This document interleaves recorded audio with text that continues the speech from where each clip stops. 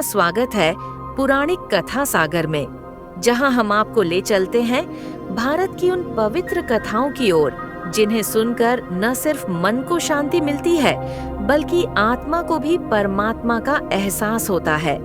कहीं पर्वतों की गोद में तो कहीं नदियों की लहरों में छुपे हैं हमारे ईश्वर शिव।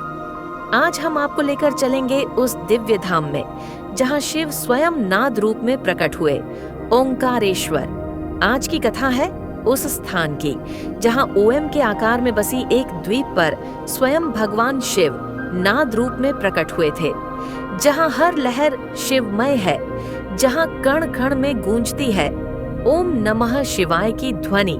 ये है ओंकारेश्वर ज्योतिर्लिंग की चमत्कारी और दिव्य कथा। क्या आप जानते हैं, ओंकारेश्वर मंदिर किसी सामान्य धरती पर नहीं बल्कि एक पवित्र द्वीप पर स्थित है, मंडता द्वीप, जिसे नर्मदा नदी दो धाराओं में बांटती है। आश्चर्य की बात यह है कि ये द्वीप ओम के आकार का है।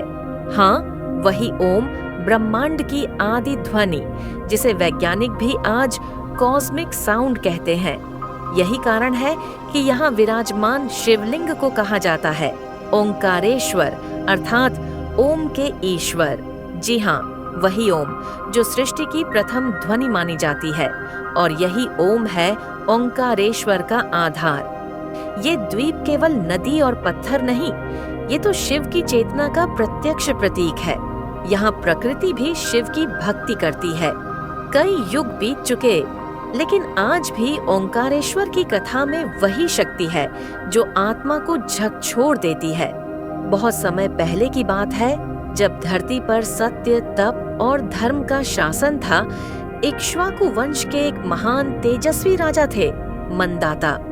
उन्होंने एक दिन सब कुछ त्याग दिया, सत्ता, वैभव, परिवार, सब कुछ। केवल एक लक्ष्य था, भगवान शिव के दर्शन। वे आकर रुके नर्मदा के तट पर। मंडता पर्वत के नीचे बैठकर उन्होंने आरंभ की अखंड तपस्या। ओम नमः शिवाय, ओम नमः शिवाय। उनके मंत्रों से गूंज उठा वह स्थान। बारिश आती, वे वहीं खड़े रहते। सर्दी आती, नर्मदा की जलधारा में डूबे रहते। सूरज तपता और वे आंखें मूंदकर एयूम नमः शिवाय जपते रहते। देवता चिंतित हो उठे। यदि मंदाता को शिव साक्षात दर्शन दे दें तो पृथ्वी पर संतुलन बिगड़ सकता है। तब देवताओं ने शिव से प्रार्थना की और तब हुआ एक दिव्य चमत्कार। नर्मदा की लहरों के बीच से तेजोमय ज्योति उठी और प्रकट हुआ शिवलिंग स्वयंभू ओंकारेश्वर। शिव बोले, हे मंदाता, तुम्हारी भक्ति से प्रसन्न होकर मैं स्वयं यहाँ वास करूंगा। लेकिन ओंकारेश्वर की महिमा यहीं समाप्त नहीं होती। यहाँ भगवान शिव दो रूपों में पूजे जाते हैं। एक ओंकारेश्वर जो द्वीप पर स्थित है, दो ममलेश्वर जो नदी के पार स्थित है कहा जाता है। अगर आपने दोनों के दर्शन नहीं किए तो पूजा अधूरी मानी जाती है।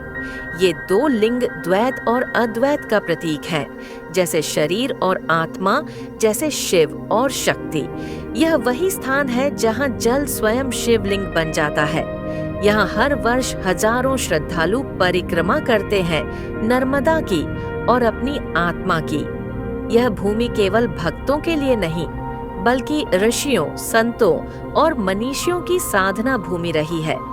आदि शंकराचार्य ने यहाँ गुरु गोविंद भगवत पाद से दीक्षा ली थी।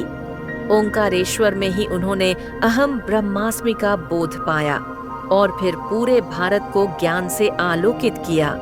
यहाँ ज्ञान भी है, भक्ति भी है और मुक्ति का मार्ग भी। नर्मदा नदी कोई साधारण जलधारा नहीं, वो स्वयं शिव की पुत्री मानी जाती है। स्कंद पुराण में वर्णन है कि नर्मदा के दर्शन, स्पर्श और स्मरण से भी पाप समाप्त हो जाते हैं। हर साल लाखों श्रद्धालु नर्मदा की 84 कोस की परिक्रमा करते हैं, जिसकी शुरुआत होती है ओंकारेश्वर से। नर्मदा की हर लहर शिव के ओम की प्रतिध्वनि है। ओंकारेश्वर मंदिर प्राचीन वास्तुकला का एक चमत्कारी उदाहरण है। ये मंदिर शिवलिंग के साथ साथ गर्भगृह, मंडप, सभा स्थान और अद्भुत नक्काशी से सुसज्जित है। एक विशेष बात, यहाँ शिवलिंग स्वयंभू है, यानी शिव ने स्वयं प्रकट होकर इस लिंग को स्थापित किया। यहाँ की आरती, यहाँ की गूंज और यहाँ की हवा में बसी शिव ऊर्जा भक्तों को मोक्ष का अनुभव कराती है। कई भक्त कहते हैं जब वे ओंकारेश्वर आए तो उनके भीतर कुछ बदल गया। मन की चंचलता शांत हो गई। मन में जो प्रश्न थे उनके उत्तर बिना शब्दों के मिल गए। यह स्थान आपको शिव से मिलवाता नहीं, बल्कि आपके भीतर बसे शिव को जगा देता है।